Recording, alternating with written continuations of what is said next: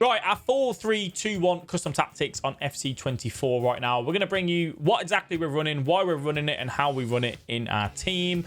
The 4-3-2-1 is normally used in a way where you defend in the 4-4-2, and it basically makes it a very, very good formation because it defends in the 4-4-2 and then breaks away in the 4-3-2-1. It just makes it a super strong formation. However, we're not running it like that.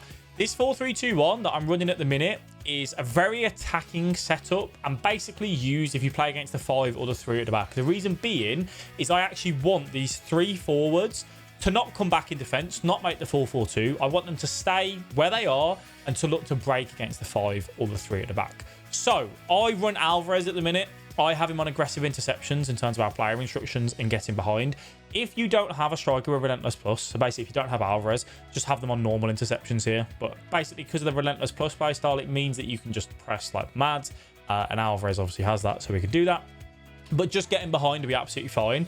The left forward and right forward, this is key. We want stay central. Nothing else on them, because all we're looking to do is to basically have them isolated up against the opposing 3 centre-backs if you play against the 5 at the back. Now, if you play a 4 at the back, this is still perfectly fine because you tuck in ever so slightly in between the fullbacks, and it kind of gives you the ability to try and drive at those centre-backs when you do have that option as well. So stay central on both of them. We do look for very quick passes into the right forward and left forward and maybe finesse shots. I've used Salah a lot in this role. Kulu's there at the minute. And obviously Chelsea got the win. I did do Mudryk as well, thankfully, but Kulu's there on that right-hand side. Now, this is where it starts to get aggressive. The right centre-mid and left centre-mid are both on get forward, get into the box for cross, and cover centre. So they are flying forward. We are wanting basically late runners into the box. If I get the ball with Alvarez, Odegaard will start to appear, lay it off to him, he gets that shot off, and so on. And obviously cover centre to just keep it nice and compact in the middle. Your middle centre mid should be your defensive minded midfielder, whether it's Declan Rice, whoever it may be. Stay back while attacking, cover centre. If they can have medium high work rates, that's a bonus as well. And then this is where it's going to get even more interesting. I probably don't recommend this for most people, by the way, but if you want a very aggressive attacking tactic, this can be an option. Balance and overlap. What this will do is give you so much width out on the wing for you to get these fullbacks involved. It does basically mean you're defending with a 3 at the back with Declan Rice, Van Dijk, and Militao for me.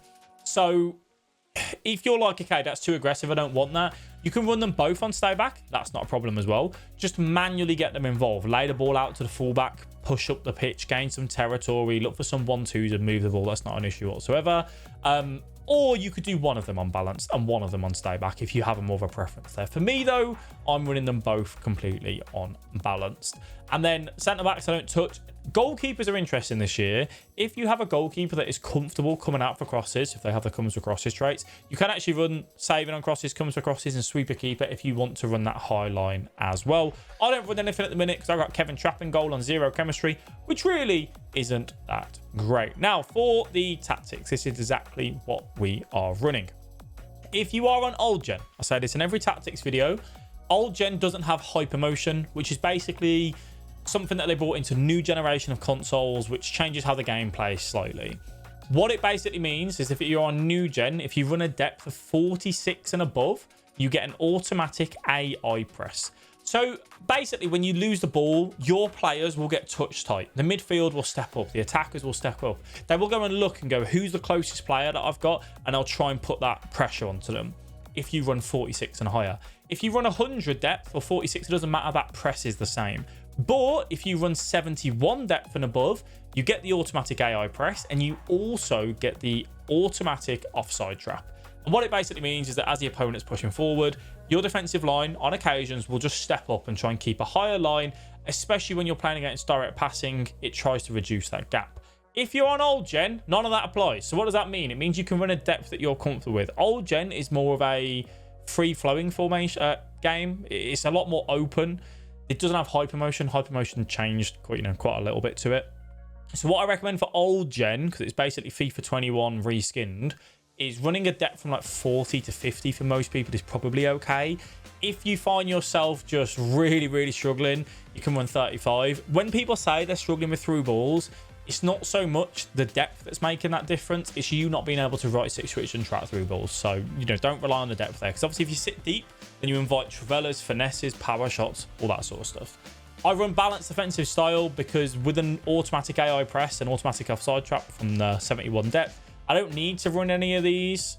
Press on heavy touch or press on possession loss because I get enough of a press anyway manually, and you also drain a lot more stamina when you run either one of these, so balance is perfect. For width I just go 50. I've tried a more higher defensive width to try and stop the easy switch balls with the automatic overload ball side that comes in on FC24, but 50's, you know, fine in this setup that we have.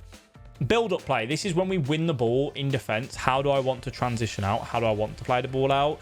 I have tried slow build, I've tried fast build, I've tried long ball.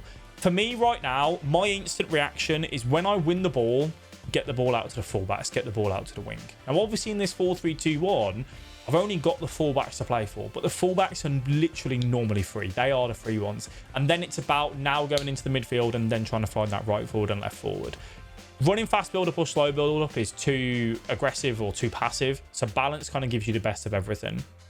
Direct passing is massive when it comes to FC24 and basically creating a bigger gap between the midfield and the defense. What it does is it pushes the defensive line back and then makes the midfield stretch out. So then you can play in between, which when you think about what we're running right now, if I can push the opponent's defense back and I run the right CM and left CM and get forward, we're creating that gap between the midfield and the defense for then Odegaard, Bellingham, Bamba, Kulusevski to kind of operate into.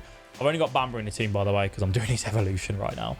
40 width because I want it a bit narrow. Remember when I said if you play a 3-back or 5-back, this formation's super good because we want to get those isolated battles. I want my right forward up against their left centre-back. I want my left forward up against their right centre-back and so on.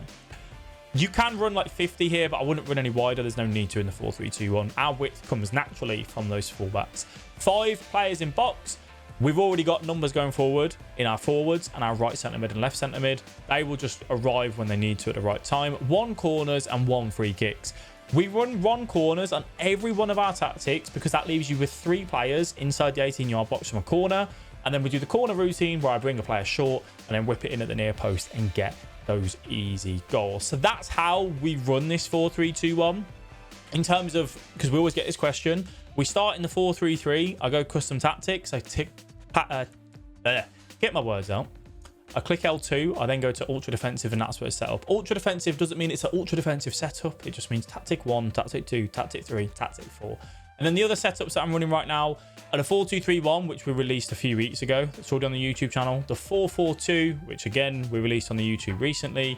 And along with the 4-2-4. That's my tactic I switch to when I need to get back into the game, basically, and be super, super aggressive. So that's what we're running on the 4-3-2-1. Let me know if you have any questions down below in the comments. Thank you for watching. We'll catch you in the next one. Bye-bye.